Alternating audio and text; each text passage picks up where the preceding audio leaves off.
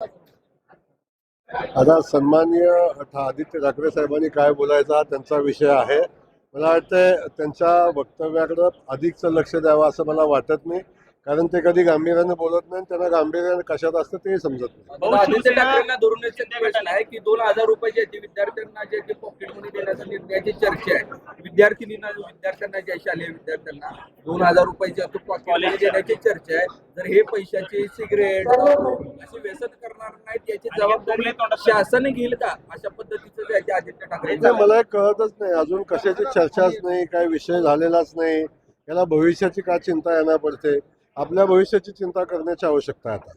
हो, शिवसेना शिंदे गटाकडून जे आपल्या पश्चिम महाराष्ट्रामध्ये विशेषतः पुणे याच्यामध्ये शिक्षक मतदारसंघ जो आहे त्याचा दावा केला जातो किंवा ती मागणी होते, यामध्ये काही विभागणी होऊ शकते का किंवा नाही, दावा मतदारसंघावर करणं हा प्रत्येक पक्षाचा अधिकार आहे.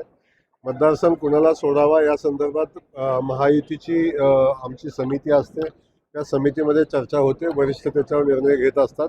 आणि ज्या आमच्या सहकार्यांना किंवा ज्या पक्षाला जागा मिळेल तो पक्ष आम्ही एकत्र येऊन निवडणूक आम्ही लढवत असतो. त्या अनुषंगाने ही निवडणूक तशीच लढवली महायुती म्हणूनच लढवली जाईल आणि त्यालाच आमचं प्रथम प्राधान्य राहील.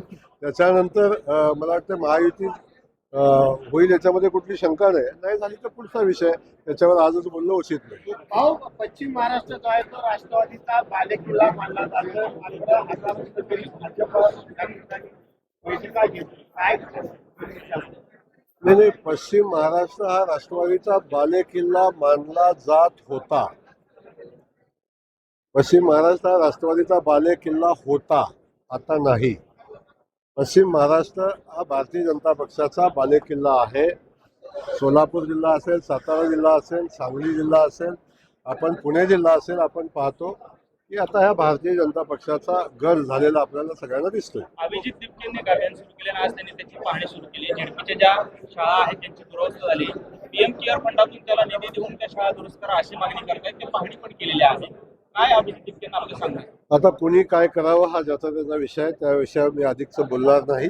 परंतु शाळा ह्या विषयासंदर्भात सरकार काळजीपूर्वक आजपर्यंत प्रयत्न करते.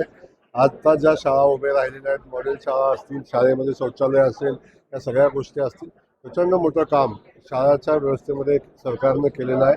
माननीय मुख्यमंत्री मोदयांनी सूचना दिलेल्या आहेत की शाळेच्या पायाभूत सुविधा, मुलांच्यासाठी लागणाऱ्या आवश्यक सुविधा या शाळामध्ये असल्या पाहिजेत. याची काळजी घेण्याच्या सूचना माननीय मुख्यमंत्री मोदयांनी दिलेल्या आहेत आणि सरकार नक्की त्याची काळजी घेईल. त्यामुळं कोण काय करतंय, कोण कशाची काळजी घेते याच्यावर अधिकचा विचार करणं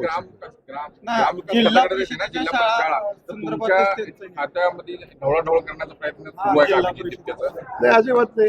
ग्रामविकास खात्याच्या माध्यमातून शाळेची व्यवस्था असते, शिक्षण खात्याच्या माध्यमातून शिक्षणाची व्यवस्था उभी केली जाते. त्यामुळे या सगळ्या गोष्टी असतात. त्यामध्ये कोण कोणाच्या खात्यामध्ये हस्तक्षेप करायचा असा विषय नाही. लोकशाहीनं सगळ्यांना मूलभूत अधिकार दिलेले आहेत. त्यामुळं त्या मूलभूत अधिकाराचा वापर प्रत्येकजण करत असतो. पण एक मला सांगायचं आहे की लोकनियुक्त सरकार आहे. लोकनियुक्त सरकारनं निवडून दिलेली सरकारी व्यवस्था असते ती 5 वर्षासाठी काम करत असते. तेव्हा आपण बाकी सगळ्या गोष्टी ताकद लावण्यापेक्षा ही व्यवस्था कशी बदलता येईल याच्या संदर्भात अधिकचं काम केलेलं उचित राहील. त्यामुळे कुणी किती सल्ले, कशात किती सल्ले द्यावेत याला काय लिमिट असतं. त्या लिमिटमध्ये राहून सगळ्यांनी काम करावं.